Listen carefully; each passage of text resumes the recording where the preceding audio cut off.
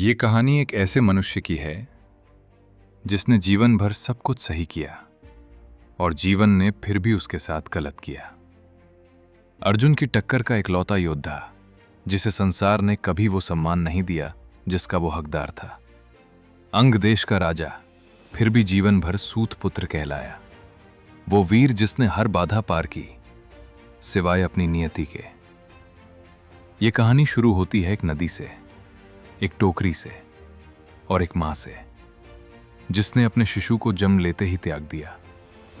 कुंती, पांडवों की मां, वो जब कुंवारी थीं तो उन्हें एक मंत्र मिला था जिससे वो किसी भी देवता को आह्वान कर सकती थीं।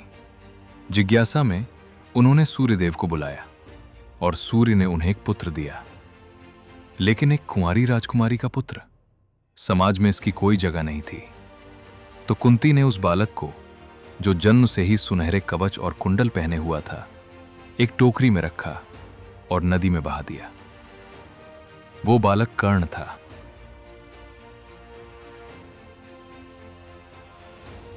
उस टोकरी को एक सारथी ने पाया और उसकी पत्नी राधा ने उस बालक को अपना पुत्र बना लिया। इसीलिए कर्ण को राधेय भी कहा जाता है। कर्ण एक महल में नहीं, एक साधारण गृह में बड़ा हुआ। लेकिन उसके अंदर कुछ था जो साधारण नहीं था। उसकी आंखों में अग्नि थी, उसके हाथों में ऐसी शक्ति थी जो किसी सामान्य मनुष्य की नहीं हो सकती। वो सूर्य का पुत्र था। लेकिन यह सत्य उसे ज्ञात नहीं था। उसे बस इतना ज्ञात था कि वो एक सारथी का पुत्र है और इस संसार में जहां आपका जन्म आपकी पहचान तय करता है, ये एक अभिशाप था जो कोई मंत्र नहीं तोड़ सकता था। कर्ण को सबसे महान योद्धा बनना था, लेकिन संसार ने निश्चय कर लिया था कि एक सूत पुत्र को वो अधिकार नहीं मिलेगा।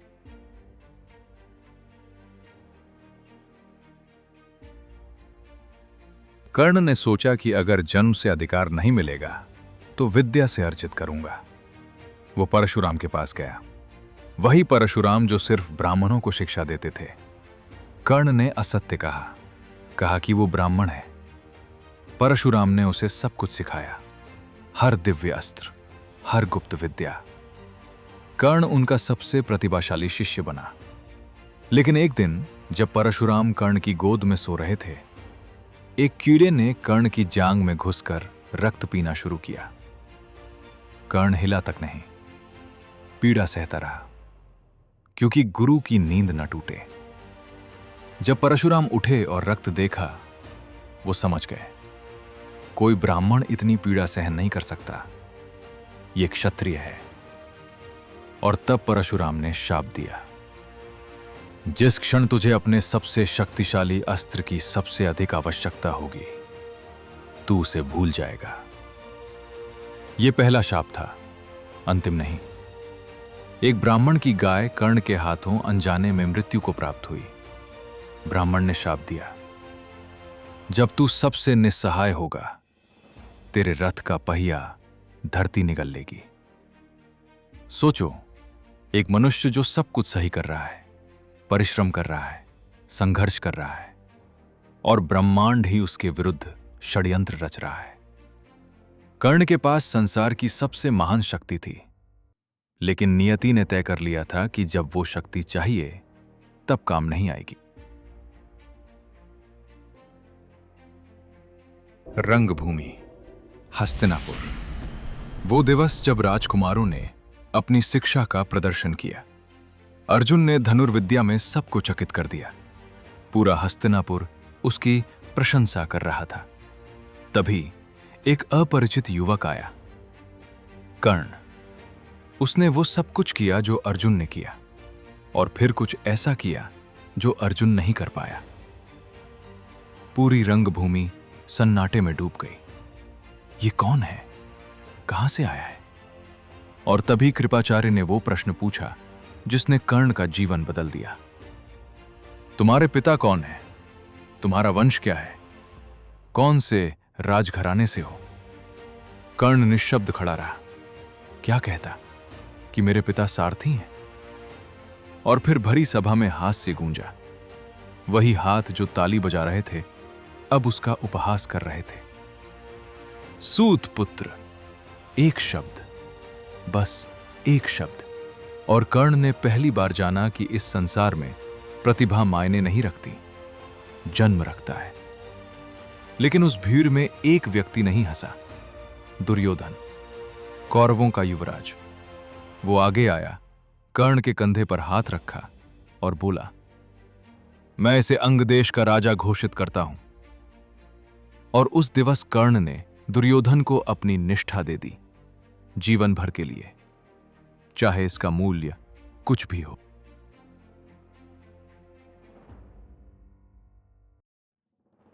और फिर आया स्वयंवर, द्रौपदी का। कर्ण खड़ा हुआ। उसके हाथों में वो सामर्थ्य था जो चुनौतीपूर्ण कर सकता था, सब जानते थे। लेकिन द्रौपदी ने एक वाक्य कहा, मैं सूत पुत्र से विवाह नहीं करूंगी। वही शब्द, फिर से वही अपमान, वही वेदना, सबके समक्ष। कर्ण ने धनुष रख दिया और चला गया, बिना एक शब्द बोले। युद्ध से एक रात्रि पूर्व गंगा तट पर कर्ण सूर्य की उपासना कर रहा था।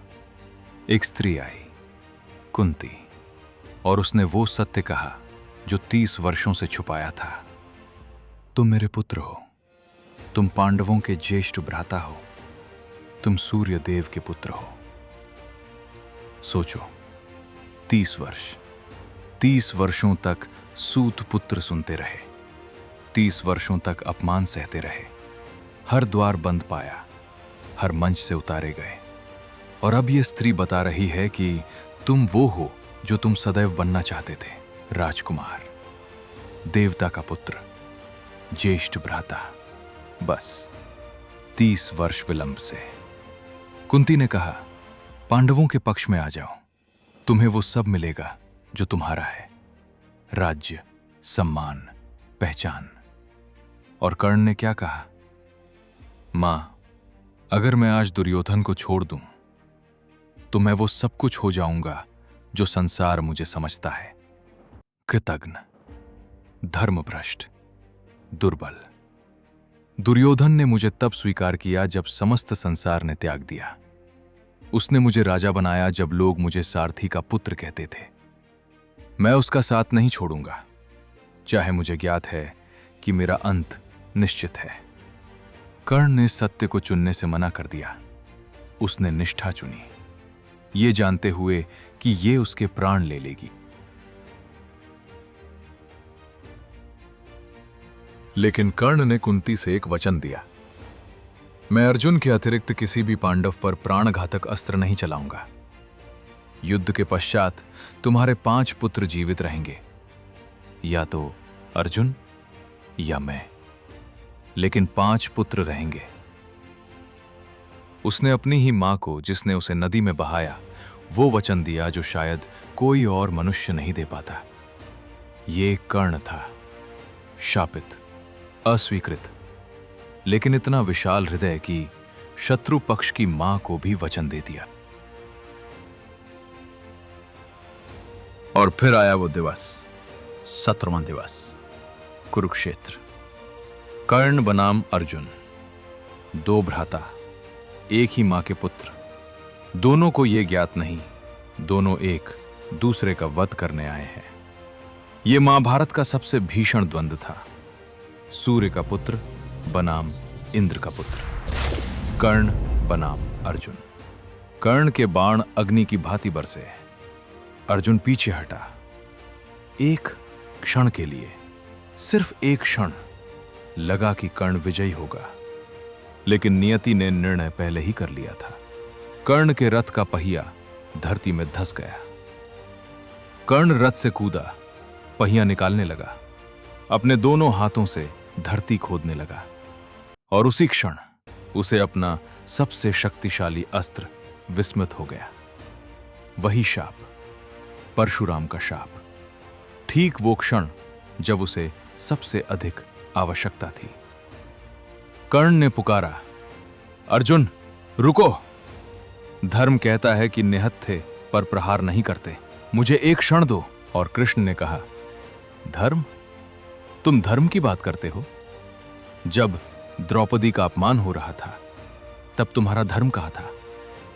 जब अभिमन्यु को 6 योद्धाओं ने घेर कर मारा तब तुम्हारा धर्म कहाँ था? अर्जुन, अभी प्रहार करो। और अर्जुन ने अंजलि का अस्त्र छोड़ा। बाण कर्ण के वक्ष में लगा और कर्ण गिरा। वो कवच और कुंडल जो जन्म से उसके शरीर का अंग थे, वो इंद्रदेव पहले ही छल से ले चुके थे, और बिना कवच के वो बाण उसके वक्ष को भेद गया। कहते हैं उस क्षण आकाश में सूर्य फीका पड़ गया, जैसे एक पिता ने अपने नेत्र बंद कर लिए ताकि अपने पुत्र को मरते हुए न देखे। कर्ण ने कभी कोई युद्ध नहीं हारा। उसे परास्त किया शापों ने, अपमानों ने, उस समाज ने जिसने उसे कभी अपना नहीं माना। वो सबसे महान दानवीर था। कर्ण वो मनुष्य था जिसने संसार से कुछ नहीं मांगा सिवाय एक अवसर के, और संसार ने उसे वो भी नहीं दिया।